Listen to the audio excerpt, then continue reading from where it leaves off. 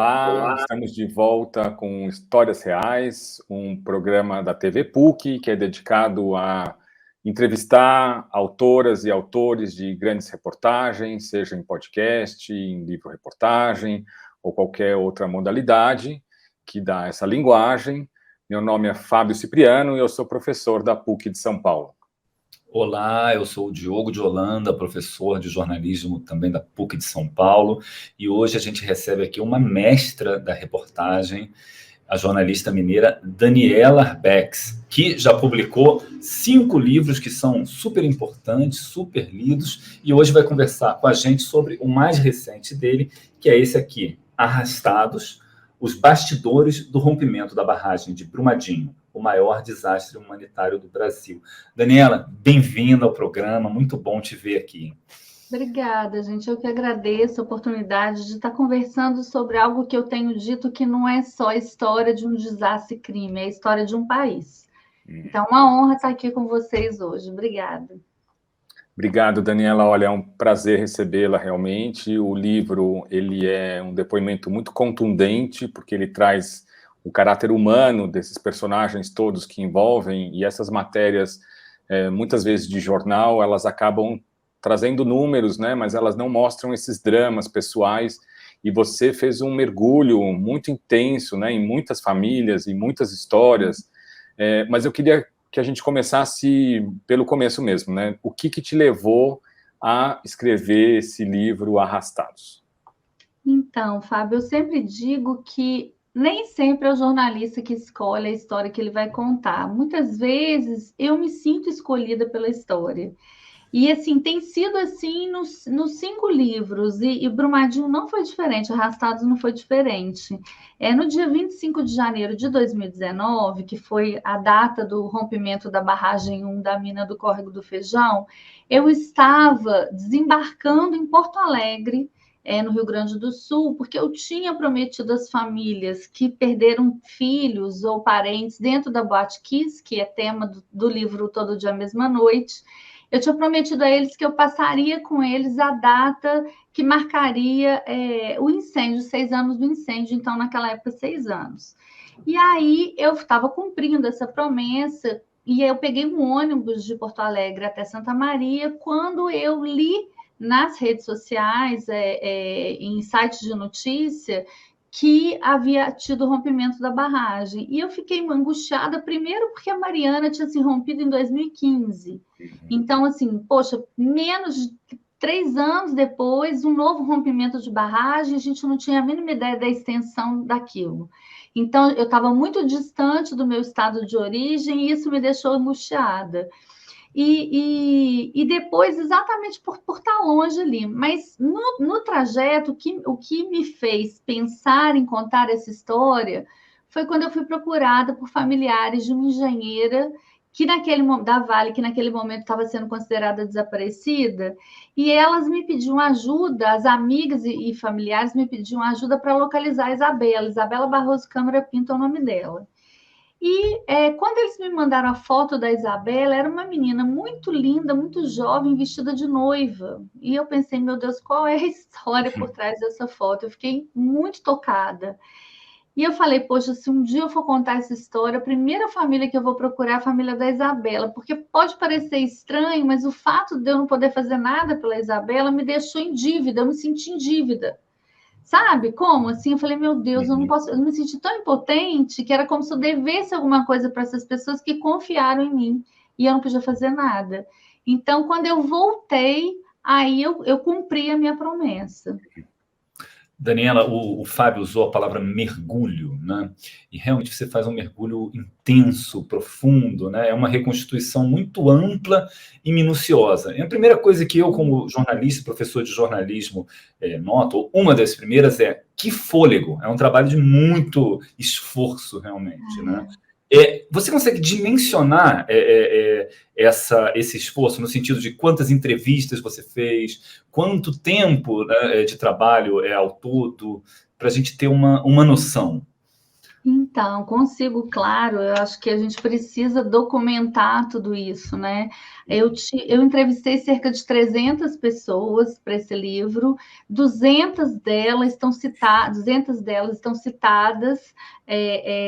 na lista de personagens, porque eram tantas pessoas que eu acho que a gente precisava sinalizar para o leitor quem era quem, né? Porque eram muitos nomes que apareceriam. Aí você vai falar, puxa, Daniela, mas você entrevistou 300 e só 200 estão citadas, né? O que é isso? Exatamente porque mineração é algo completamente fora da minha capacidade de entendimento.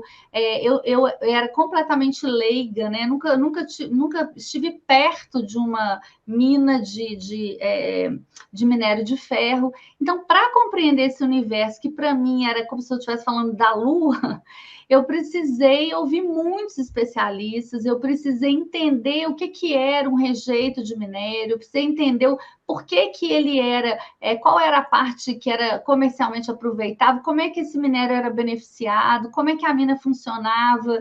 E eu ouvi muitas pessoas que foram super generosas e capazes de me emprestar o seu conhecimento, porque eu acho que o jornalista, ele aproveita um pouco do conhecimento de cada um, né? No final das contas, ele não sabe nada, mas ele aproveita o que desses especialistas, dessas informações. Então, foi muita gente que eu ouvi para poder começar a entender, porque se eu não entendia, como é que eu ia explicar para o leitor?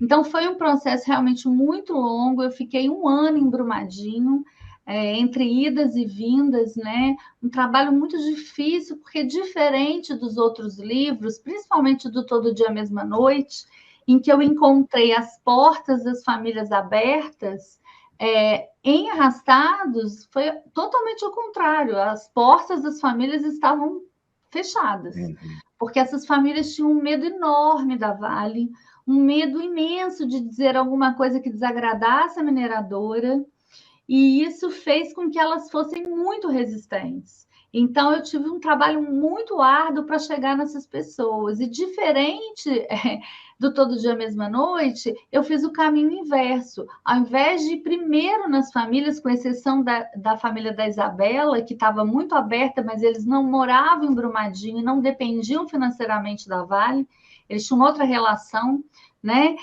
Eu fui fazer o caminho inverso, então eu fui me aproximar de quem essas famílias confiavam. E quem eram as pessoas que as famílias confiavam? Os bombeiros e os médicos do IML. E foi através dos bombeiros e dos médicos do IML que eu cheguei nas famílias. Então, Daniela, eu acho que quando você conta, agora no começo, né, que você, no dia 25 de janeiro, estava com as famílias de um tema do seu livro anterior, mostra um tipo de empatia e de comprometimento que, em geral, não era comum no jornalismo, né? Uma marca do jornalismo, muitas vezes, é um certo distanciamento, um não envolvimento, mas a gente vê que, pelo seu tipo de trabalho, e felizmente por uma nova forma de aproximação com as fontes, e que eu encaro isso na universidade, sempre falo que isso tem muito a ver com a presença significativa de mulheres dentro do jornalismo nesse momento, mas que é um pensar diferente, né? De fato, existia uma empatia que antes não tinha. Eu queria que você falasse um pouco sobre isso, porque, ao mesmo tempo, eu fico lembrando de que você deve ter assistido muitas gravações das câmeras do lugar e que deve ter visto cenas muito terríveis sobre, né, enfim, o dia fatal. E aí, como é para você, né, ter essa relação com as famílias das vítimas e, ao mesmo tempo, ainda assistir, né, esse desastre que foi o mais terrível da história de meio ambiente no Brasil? Então, são muitas perguntas dentro de uma só. Eu vou tentar responder. Na minha época de faculdade, eu aprendi que jornalista tinha que ser imparcial. Essa era a grande coisa, né? Que era o grande mito da imparcialidade. E o trabalho na rua foi me mostrando que, se a gente não exercer a nossa empatia, e se a gente não for capaz de sair do nosso lugar para se colocar no lugar do outro, a gente também não é capaz de formular uma narrativa que toque as pessoas. Então, eu nunca tive problema em me deixar tocar, porque uma coisa é você ter empatia, outra coisa é você ter ética. É você ter uma relação com as fontes que não comprometa a sua capacidade de avaliar uma situação. E isso eu procuro manter em todas as situações, mesmo que tendo uma relação, porque é impossível a gente contar histórias tão densas como as que eu conto, se eu não construir uma relação de confiança. Porque quem vai, na verdade, entregar para uma estranha o que a pessoa tem de mais precioso, que é a memória afetiva, se você não construir uma relação de confiança? Como que numa primeira entrevista, num primeiro contato, alguém vai falar, vai entregar para mim isso que é tão poderoso e que essa pessoa guarda assim como a maior riqueza que ela tem? Então, essa relação precisa ser construída. E você não constrói uma relação dessa num primeiro contato. Esse contato é permanente. Eu lembro que eu fiquei 2 anos no Rio Grande do Sul. Então, essa necessidade de construir essa relação, ela é fundamental para que eu possa mergulhar em histórias tão difíceis como essa e poder contar, trazer para o leitor essa riqueza de detalhes que eu acho que a minha narrativa tem, que é uma característica da minha narrativa. Isso é uma coisa. A outra coisa, as pessoas sempre me perguntam, puxa, como é que você consegue? Você está quase se especializando numa escuta, você oferece uma escuta para pessoas em trauma, né? Como é que você consegue lidar com isso? E no começo, principalmente no Todo Dia, Mesma Noite, essa escuta me afetou muito, de várias formas, porque eu conseguia entender que qualquer um de nós podia estar dentro daqui, sabe? Era tudo muito próximo da realidade da gente, porque todo mundo frequenta lugares assim, enfim. Então, isso me afetou muito. Depois eu fui entender, e isso passou a valer muito para mim, para tudo, de que, por mais sofrido que seja essa escuta, é um privilégio você poder ouvir essas pessoas, as pessoas confiarem a você os seus amores, a memória dos seus amores. Então, eu me sinto privilegiada de poder, com isso, ajudar a construir a memória coletiva do Brasil. E aí eu sempre penso, puxa, quem sofreu aqui, quem é vítima aqui, não sou eu, são essas pessoas. Então, eu não posso me colocar numa condição, estou muito afetada, é muito difícil. Não, é maravilhoso você poder ouvir essas pessoas e essas pessoas confiarem em você. Então, eu me sinto assim, hoje o meu foco é no que é o meu trabalho. E o meu trabalho, que eu tenho me especializado nessa construção de memória coletiva, é exatamente impedir o apagamento social. Impedir que essas pessoas morram da mesma forma que viveram, no anonimato, que elas sejam esquecidas porque esquecer é negar a história. Isso está muito claro para mim. Então, eu não posso associar isso a sofrimento. Eu associo isso a uma gratidão, e eu fico emocionada, mas eu também estou. Essa semana eu tomo manteiga. Mas, assim, uma gratidão imensa de poder ser porta-voz. Desculpa. Imagina. Nossa, eu também, eu quase estraguei uma máscara dessas N95 no seu livro, estava lendo numa viagem longa de ônibus. São temas muito tocantes, né? E o seu envolvimento. Me diga uma coisa, Daniela, você às vezes usa um termo que eu gosto. Você, naquela aula minha que foi, enfim, inesquecível para a gente, você fala de uma escuta qualificada. Você fala esse termo. O que você pode me dar um exemplo do que é uma escuta qualificada? Um exemplo prático numa entrevista, por exemplo. O que seria essa escuta qualificada? Eu acho que uma escuta qualificada é uma escuta sem julgamento. Não cabe ao jornalista julgar, não é um verbo que faz parte do dicionário do jornalista. Então, eu acho que escuta qualificada é isso, é quando você está ali para ouvir, quando você está ali para entender quem é aquela pessoa, quais foram as escolhas, que tipo de formação, da onde essa pessoa vem, do que ela é feita, para entender de que forma essa pessoa construiu o seu caráter, de que forma essa pessoa fez as opções que fez. Então, eu acho que isso é fundamental, porque ninguém é só bom ou só mal. Né? O mundo não é assim, a gente é muito complexo, e para entender essa complexidade humana, você tem que se entregar a essa escuta de peito aberto, querendo realmente entender e compreender. Eu sempre fiz esse exercício em todos os meus livros, que era, principalmente no Holocausto, em que eu estava lidando com pessoas que participaram de algum tipo de tortura psicológica, física.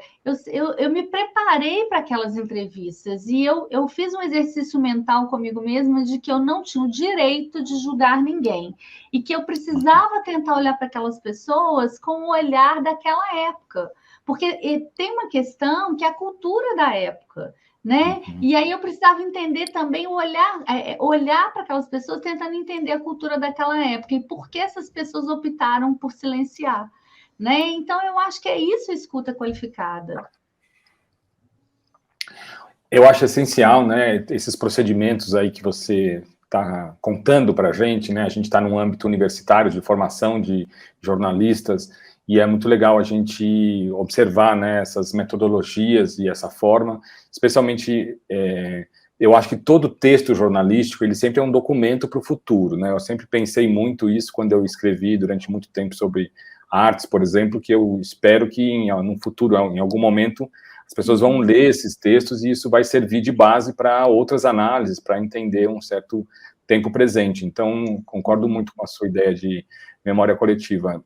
Ao mesmo tempo, esse envolvimento que você cria, né, com essas narrativas que você faz, eu queria saber um pouco como é depois de se desapegar, se é possível isso, mas, né, por exemplo, agora foi encontrado um corpo, identificado, né, mais um corpo, agora a gente está gravando no dia 10 de maio, então, semana passada foi identificado mais um corpo.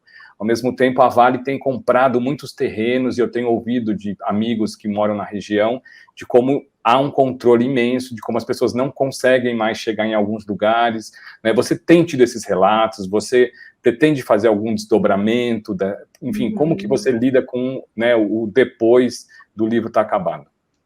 É impossível você mergulhar nesse tipo de história, e aí, de novo, tão densa, com esse nível de profundidade, e depois que você termina e publica o livro, dizer assim, tchau, obrigada, valeu, foi ótimo, fui. Isso é impossível. Sabe assim, na verdade, essas pessoas acabam me atravessando e elas ficam, porque você acaba sendo para elas uma referência até, e que isso não é para mim, não me incomoda, me envaidece muito, uma referência de que, com o meu trabalho, talvez essa construção de memória seja um caminho para a busca da justiça. Então, eu percebo, eu dei fiz um evento com o Bruno Paes Manso semana passada, já nem sei mais se foi semana passada, retrasada, aí em São Paulo, no SESC, e o Bruno falou isso, assim, que uma das características do meu trabalho é a busca da justiça, mas não como justiceira, e porque isso não faz parte do trabalho do repórter, mas você construir um documento de tal forma que ele sirva, sim, para balizar a justiça. Então, vou dar um exemplo. No Todo Dia, Mesma Noite, na hora do julgamento dos réus lá em Porto Alegre, que eu participei, eu fiquei lá todos os dias com as famílias, o meu livro foi citado no tribunal diversas vezes, mas o que mais me impactou foi quando o juiz, ao ler a sentença de condenação, ele cita meu livro 3 vezes. E depois eu tive acesso à sentença na íntegra, que tem 45 páginas, e meu livro é citado 9 vezes. Isso me fortalece no sentido de, puxa, o que eu fiz é um documento, não é só uma narrativa de uma história, é um documento. Tanto assim que o Ministério Público anexou o livro nos autos como documento. Isso foi aceito pelo juízo. Entendeu? Então, assim, eu acho que essa é a importância dessa narrativa, e para essas famílias eu acabo virando uma referência, e elas também viram para mim uma referência afetiva, sabe? É interessante, eu estava conversando com uma das mães que perdeu 2 filhos, esse final de semana que eu participei de um evento muito potente em Brumadinho, e Helena Taliberti é a única pessoa que perdeu 2 filhos. Nesse desastre crime. E a gente estava conversando um pouco sobre isso, né? Sobre o que significa para ela ter a história dos filhos contada ali, o quanto ela tem esperança de, a partir deste livro, a gente conseguir fazer com que a Vale seja responsabilizada, e eu também tenho muita esperança. E mais ainda, uma coisa importante de dizer é que o Arrastados ele não foi contestado nenhuma vez pela Vale ou por ninguém. Entendeu? Isso é uma grande vitória, porque o Arrastados coloca a multinacional numa situação bem delicada. Eu acho que pela primeira vez, uma situação muito delicada perante a sociedade civil, perante o mercado, perante os acionistas, porque a gente mostra a engenharia por dentro né, das decisões que a Vale tomou conscientemente. Então, eu já me perdi, mas é muito isso, assim, eu sinto que o trabalho que eu faço, ele é para agora, para o presente, mas ele vai ajudar um pouco do que você falou aí, a entender, a gente a se entender no futuro. Então, uma outra coisa que me veio na mente agora, quando eu dei palestra lá, eu falei que essa história de filhos à espera de pais à espera de filhos e de filhos que tiveram roubado o seu direito de construir memória com seus pais. Então, de cerca de 100 órfãos, a maioria criança e adolescente, que não consegue dimensionar nesse momento o tamanho dessa ausência. E só no futuro, talvez, na idade adulta, esses meninos vão conseguir entender do que eles foram privados, que é dessa relação de pai e filho, de família e tal. E eu acho que o livro pode ajudar no futuro eles a se enxergarem, a entenderem. Então, é um pouco disso tudo. Me Daniela, essa resposta. Imagina. Tá ótimo. Você, Todo Dia, Mesma Noite, você contou que você, assim, tamanha a sensibilidade daquela história e a cumplicidade que você estabeleceu, que você fazia algumas sessões lendo para os familiares, né, aquilo que você estava escrevendo. Né? Assim, uma coisa que não é comum no jornalismo, né? Mas você fez questão ali, se eu bem me lembro, né?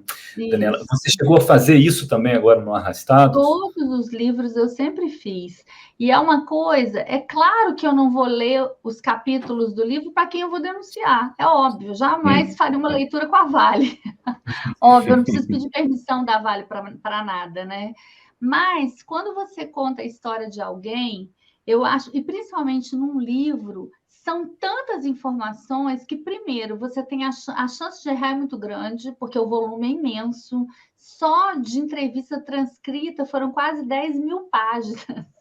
É algo inimaginável, um material imenso, um volume muito grande, fora todo o material de CPI, fora. Então, assim, o material era muito extenso. Então, a chance de você errar é muito grande. E segundo, se na hora que eu conto a história do outro, esse outro não se enxerga nessa história, ele não se identifica com aquilo que está escrito, eu errei. Então, mas é bonito. Então, Daniela, quer dizer que se a pessoa não gostar, você muda? Não é? Eu mudo se tiver informação errada, mas o texto eu não mudo, claro, não vou mudar. Mas o bonito é ver os bastidores dessa leitura e ver as descobertas a partir dos bastidores. Então, por exemplo, vou dar um exemplo do Cova. Esses bastidores são incríveis. No Cova, eu tinha, que conta a história da ditadura, de um militante que ficou desaparecido há 35 anos. Eu tinha um militante político que tinha uma relação muito conflituosa com o pai. E aí faltou 5 minutos, que tinha uma relação muito conflituosa, vou tentar correr, conflituosa com o pai e tal. Ele era físico e o pai era um imigrante português que ele não valorizava, porque ele não teve, como ele, acesso ao ensino formal, ao saber e à formação acadêmica. Não sabia ele nunca lembrou que o pai fez todo o esforço para que ele tivesse o que o pai não teve. Enfim, quando ele foi preso, esse pai, que ele sempre julgou um ignorante, que ele nunca valorizou esse homem, ele rodou esse país inteiro para achar esse filho. E quando ele chega para encontrar esse filho, ele entrega para esse filho um pacote escrito assim, coisas de papai, que são as roupas daquele menino, enfim. E aí, eu perguntei para ele como é que ele dormiu naquela primeira noite na cadeia e tal, e depois dele encontrar com o pai. E ele disse para mim que dormiu no chão, abraçado na perna. Eu entendi que foi na posição fetal. E na hora da leitura, eu disse para ele que eu escrevi no texto que foi o momento em que eles se reencontraram, em que esse pai e filho, houve uma aproximação desse pai e filho, e que ele valorizou pela primeira vez esse pai. Gente, ele chorava tanto. Ele dizia assim, como eu nunca pensei nisso, é exatamente isso. Então, isso acontece demais na leitura de capítulo, assim, as pessoas falam, meu Deus, é isso, eu não consegui enxergar. Como é que você enxergou? Entendeu? É muito bonito esse processo. E o mais legal é que em Arrastados, a confiança das famílias eu só conquistei aos 45 do segundo tempo, só depois que eu li os capítulos para as famílias, porque elas tinham tanto medo que eu só conquistei eles depois que eu li os capítulos, porque aí eles entenderam do que eu estava falando e que o meu trabalho só ia contribuir, não ia explorar, não ia... Foi muito legal. Então, essas leituras de capítulos são muito ricas, porque esses bastidores dariam novos livros, assim, do que acontece, sabe? E também que me faz ver, enquanto jornalista, que os olhares são diferentes. O pai e a mãe olham para a morte do filho de forma completamente diferente. Eles são capazes de contar histórias totalmente diferentes daquele momento. Olha que interessante, isso é um baita exercício. Por isso é que é legal a gente ouvir múltiplas pessoas para se aproximar ao máximo daquele momento, que nunca vai ser exatamente aquilo, mas se aproximar ao máximo. Bom, vou fazer uma pergunta rapidinha aqui, temos 2 minutos, mas quando você escreve sobre a Botkiss, né, foi um exemplo muito grande para o país, inclusive, e as normas talvez tenham ficado mais rígidas e houve mais controle. Infelizmente, eu queria que você falasse um pouco como você vê a situação das barragens, né? Porque a gente teve Mariana, a Cristina Serra fez um livro muito bom também, que mostra como vai ser difícil se controlar essas catástrofes, né? Você acha que, nesse sentido, existem medidas que estão sendo feitas e que possam diminuir esses riscos? As medidas estão muito aquém do que seria necessário para garantir um ambiente de segurança. Basta dizer que hoje a gente tem 122 barragens em estado crítico em 23 estados brasileiros, que a gente tem uma flexibilização, uma tentativa de flexibilizar a lei que foi criada exatamente para que houvesse um endurecimento das normas do setor. Então, eu acho que o trabalho do Arrastados é um trabalho de conscientização coletiva, mas a longo prazo. E quando eu falo a longo prazo, eu estou falando de décadas. Entendeu? Sim. Mas eu percebo, por exemplo, e eu estou vendo que a gente está terminando, que essa mudança é formiguinha, assim, é de formiguinha, mas acontece, mudança de olhar. Então, recentemente eu recebi um e-mail de um engenheiro de mina que leu meu livro, tá muito ambientado, né? Porque ele é engenheiro de mina, trabalha numa mineradora e disse: eu fiquei muito impactado, Daniela, e eu, como nova geração, te prometo, nós vamos fazer diferente. E é isso. É isso. Então, isso aquece o coração, né? Parabéns, tá? Pelo livro, pelo trabalho. Obrigado demais por ter vindo aqui. E, gente, obrigado a quem assistiu. Até a próxima.